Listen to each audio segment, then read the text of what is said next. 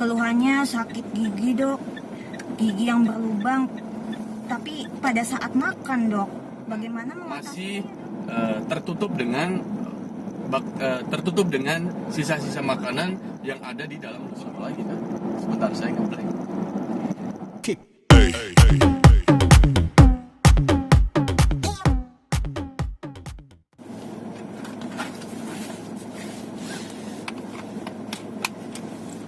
Halo guys, assalamualaikum warahmatullahi wabarakatuh. Saya dengan Dr. Gigi Wawan. Sekarang persiapan jalan pulang. Seperti biasa, jalan pulang kali ini saya ingin membahas apa aja yang saya kerjakan hari ini.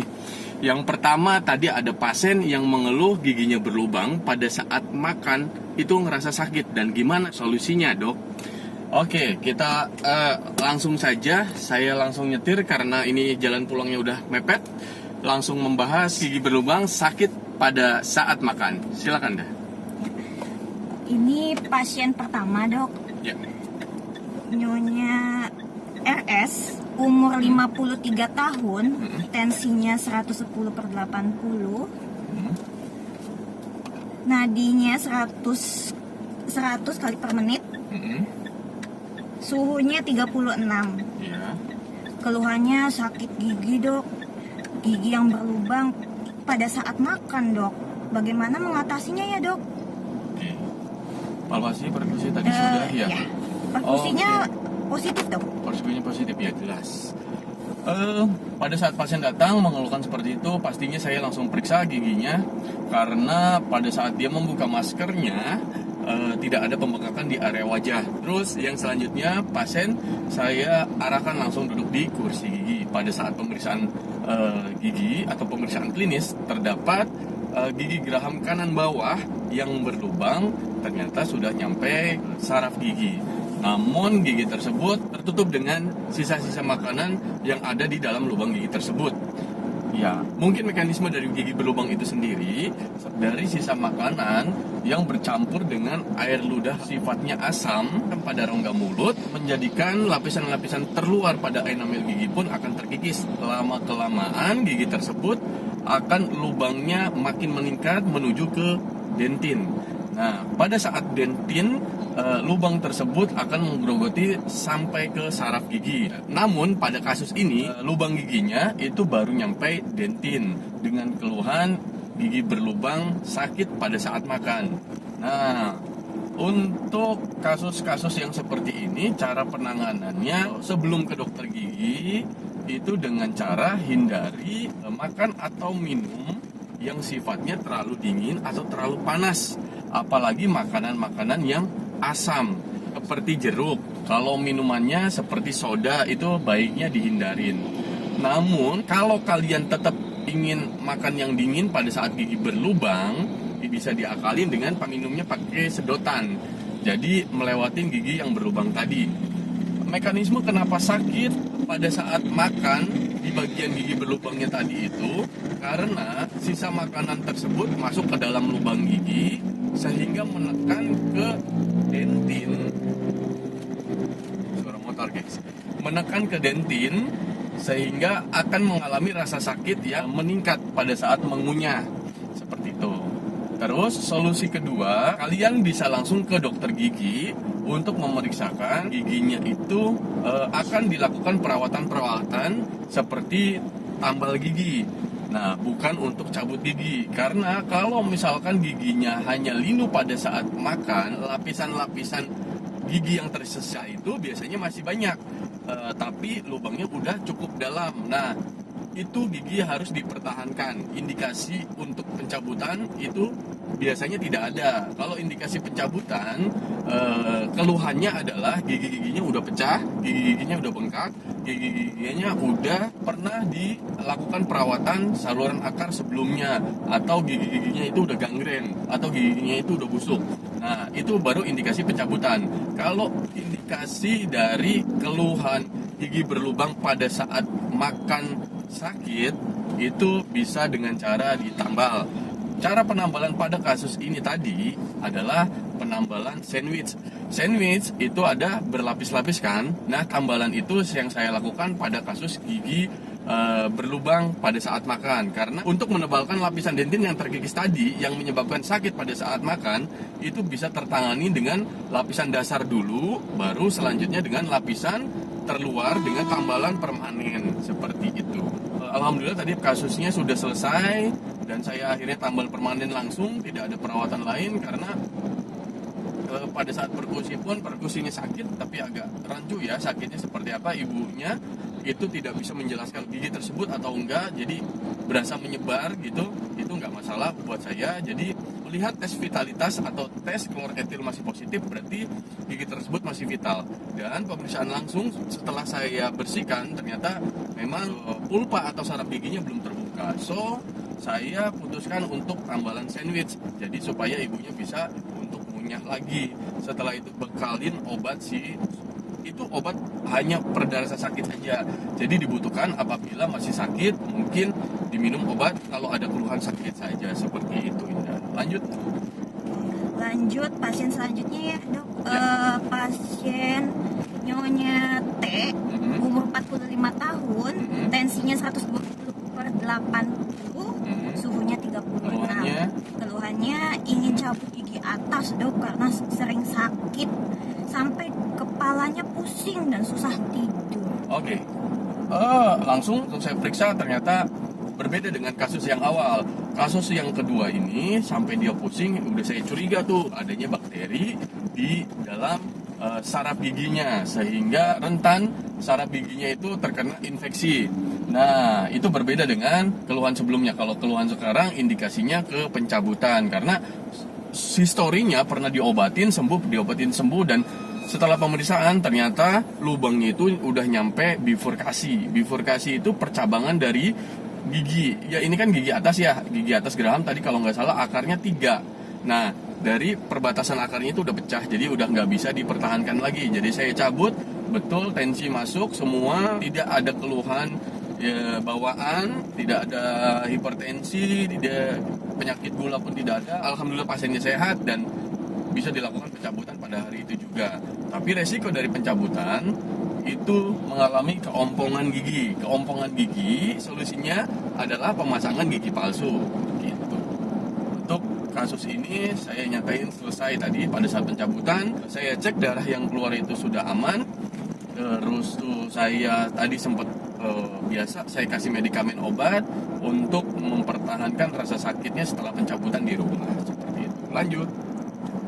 Pasien selanjutnya Nyonya AS, umur 58 tahun, tensi 100/80.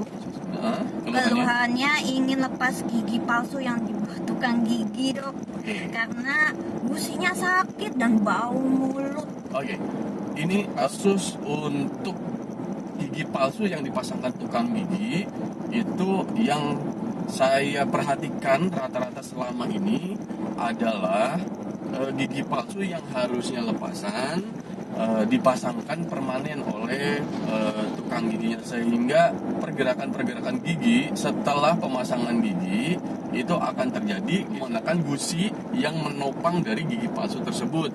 Jelas saja, baiknya gigi palsu lepasan itu bisa dibersihkan dan agak longgar sedikit sehingga tidak menekan. Harusnya dibikinkannya seperti itu, tapi sama tukang gigi dipermanenkan. Itu sebenarnya salah ya, salah prosedurnya. Jadi pada saat pasien datang pemeriksaannya udah gusinya udah memerah semua karena daya tekannya sangat berat ya. Saat pemeriksaan ternyata gigi depannya itu terpasangkan gigi palsu yang dibuatkan tukang gigi. Nah, terus saya lihat jaringan-jaringan sekitar yang lain itu terlihat memerah akibat daya tekan yang tinggi. Lalu saya izin sama ibunya, Bu, ini gigi palsunya sudah tidak support nih Bu, jadi harusnya dilepas. Ya dok, dilepas aja. Jadi maka dari itu saya lepas langsung membuka cekatan-cekatan yang dibikin permanen oleh tukang gigi. Setelah dibuka dan alhamdulillah pasien itu merasa lebih ringan dan nanti selanjutnya ingin dibuatan gigi lepasan yang sesuai dengan indikasinya. Ini yang bikin kejutan, seperti biasa tukang gigi itu membuat gigi palsu tanpa mencabut dahulu sisa akar giginya. Jadi pada saat saya buka ternyata masih ada sisa akar giginya yang nanti selanjutnya kunjungan berikut akan dilakukan jadwal pencabutan sisa-sisa akar tersebut yang tertutupi oleh gigi palsu tukang gigi, supaya gusinya tersebut sehat kembali. Pada saat pemasangan gigi palsu nanti akan dipasangkan, itu akan mas retensinya dan tidak melukai jaringan sekitar, sehingga pasiennya tidak mengalami kesakitan atau bengkak, apalagi bau mulut di sekitar gigi palsu yang akan dibuatkan nanti.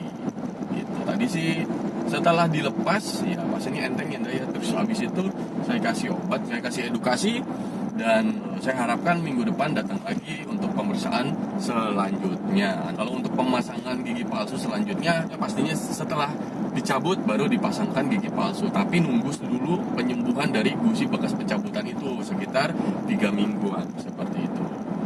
Oke, cukup ya. Lanjut pasien selanjutnya. Pasien selanjutnya ini juga sama ya dok ya, pasien Nyonya NS, umur 27 tahun, tensi 110/70. Ini keluhannya gusi bengkak dok. Dia setelah pencabutan gigi, tapi gusinya bengkak dan sakit dan seperti ada benjolan besar dok. Oke, itu yang terjadi adalah dry socket. Dry socket adalah luka bekas pencabutan yang tidak sempurna. Luka tersebut terjadi pasca pencabutan gigi akibat kekeringan dari soketnya atau bekas pencabutannya itu, sehingga sisa makanan mudah menempel di situ, menempel dengan jangka waktu yang lama, itu jadi infeksi jadi sakit jadi bengkak jadi bisa jadi demam ke depannya. Tapi untuk pasien ini nggak sampai demam ya. Untuk penanganannya adalah saya curiga gigi tersebut masih ada nggak gitu sisa akarnya, itu yang pertama. Yang kedua, saya bersihkan tadi, ternyata lubangnya sudah cukup dalam dan sisa akarnya memang mungkin ada atau tidak, tapi tadi nggak terlihat. Namun saya sarankan untuk pemeriksaan panoramik atau foto ronsen untuk mengetahui sisa akarnya ada atau enggak yang bisa menyebabkan pembengkakan tersebut. Terus tadi itu sempat saya bikin perlukaan baru pada gusi yang bengkak, tujuannya untuk mempercepat perlekatan ulang atau penyembuhan ulang pada bekas pencabutan tersebut, sehingga luka tersebut dapat menutup sempurna lagi. Tetap kasih obat dan minggu depannya mungkin saya jadwalin untuk ronsen tersebut. Nah, saya masih curiga ya di dalam akar itu ada apanya gitu, nah, bisa bengkak bisa apa gitu. Oh, tadi sebelum dibikin perlukaan baru, melakukan anestesi lokal pada daerah sekitar, bertujuan untuk memberi baal atau menganestesi jaringan sekitar pada saat saya bikin perlukaan baru tidak ada rasa sakit gitu. Dan tadi alhamdulillah setelah itu di dep, darah juga nggak keluar banyak. Lanjut. Ini pasien terakhir dok. Ya. Nyonya S, umur 53 tahun, tensinya normal 110/70. Keluhannya bengkak dok di gusi kiri belakang, sakit banget. Bengkak. Ya. Yang tadi itu memang bengkak ya, tapi sudah sembuh. Belumnya di rumah katanya bengkak banget, dah kayak papan gitu, ditekan-tekan sakit. Saya kasih pertanyaan ke ibunya, ini pembengkakan ini besar banget, besar. Terus bisa napas nggak? Biasanya pembengkakan terjadi kalau misalkan sudah seperti papan gitu, napas agak kesulitan. Dan alhamdulillah waktu masa-masa kritis pembengkakan di rumah bisa mereda sendiri dengan obat-obat yang telah diminumnya. Tapi nggak tahu tuh obatnya apakah mereka pemeriksaan dari tempat sebelumnya atau enggak. Tapi pada saat hari ini tadi periksa, itu sebenarnya pembengkakannya udah mulai reda. Terus saya periksa, memang ada gambaran pembengkakan sedikit saja di bagian pipi bagian luar, cuman sudah tidak keras lagi, alhamdulillah.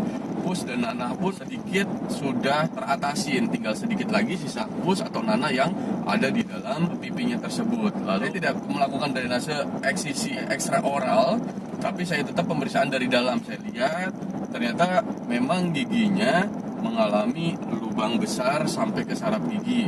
Gigi-gigi yang lubang besar sampai ke saraf gigi ini biasanya pasien-pasien yang dulunya sakit, dulunya pernah bengkak, dulunya pernah nggak bisa tidur gara-gara gigi berlubang itu, tapi didiamkan, mungkin ngerasa sembuh dan kumat lagi, sembuh lagi, dan akhirnya gigi itu kronis, jadi pada saat kambuh langsung bengkak seperti itu. Itu biasanya kasus yang sering banget kayak gitu. Jadi banyak sekali di antara masyarakat Indonesia, termasuk masyarakat sekitaran sini, yang masih belum aware tentang gigi berlubang. Ya dibiarkan aja, udah biarin, nanti juga sembuh sendiri. Ya betul, sembuh sendiri. Pertanyaannya, sembuh sendiri itu apakah udah sembuh total, atau apakah saraf gigi yang berlubang itu steril? Apakah menjamin lubang gigi itu udah sembuh, atau akan menjamin sisa makanan masuk atau tidak gitu. Kalau bisa menjamin sisa makanan nggak akan masuk, ya alhamdulillah, itu baru sembuh total. Itu mah gigi berlubang, giginya masih belum diapa-apain atau belum ditambal, tapi dianggapnya sembuh karena tidak ada keluhan lagi. Padahal masa-masa sembuh itu sebenarnya masa-masa bom waktu sedang berjalan. Masa sembuh itu sebenarnya masa saraf giginya mati. Jelas saraf giginya mati itu tidak ada rasa apapun. Nah, di saat itu sisa makanan makin terus masuk, jadinya menjalar ke pembengkakan. Treatment tadi itu perawatan saluran akar. Alhamdulillah bagian anatomis dari mahkotanya masih utuh, tapi sarafnya aja yang sudah terbuka, itu nggak masalah. Jadi selanjutnya untuk dilakukan saluran akar ke depannya gitu. Nah, sudah ya? Iya, itu tadi pasien terakhir dok. Pasien terakhir, ya alhamdulillah hari ini pasiennya sudah selesai semua dikerjakan, dan seperti biasa kita doakan semua pasien-pasien yang saya kerjakan kedepannya lekas sembuh dan lekas pulih kembali, enak lagi giginya dipakai untuk makan. Nah, kalau kalian belum puas dengan jawaban-jawaban penjelasan saya tadi tentang kasus ini, bisa tulis di kolom komentar, atau kalian bisa datang langsung ke tempat praktek-praktekan saya. Ada 3 tempat praktek di setiap harinya, pagi, siang, dan malam. Silakan kalian pilih sesuai dengan waktu kunjungan kalian. Sampai di sini dulu, sampai ketemu di jalan pulang selanjutnya, karena ini saya sudah mau nyampe. Sampai jumpa.